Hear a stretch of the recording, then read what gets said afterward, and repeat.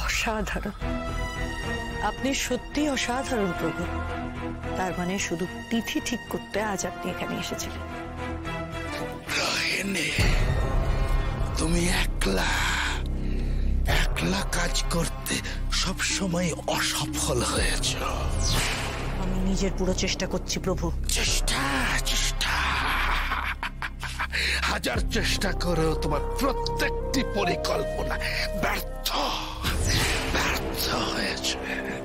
তাই আমি আমি একরকম বাধ্য হয়ে এই প্রথমবার সর্বসম্মুখে উপস্থিত হয়েছি।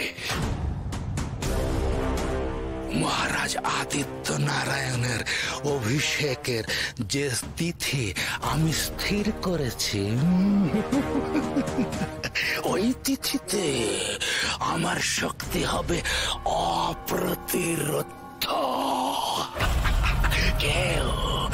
কেউ আমায় বাধা দিতে পারবে না।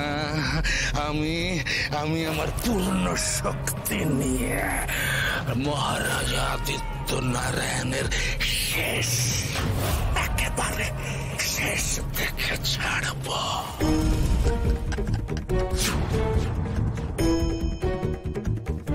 আপনি হত্যা করবেন মহারাজকে?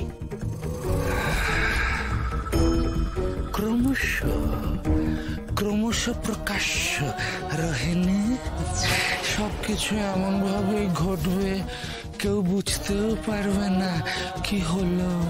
বেশ, তবে তাই হবে প্রভু। আর মাত্র 3 দিন, 3 দিন পর মহারাজ আদিত্য নারায়ণ শেষ। এই কুসুমপুরের সিংহাসন আবার আমার হাতের মুঠোয় এসে দাঁড়াবে। আমার কাজ শেষ রোহিণী, আমি চললাম। প্রণাম প্রভু।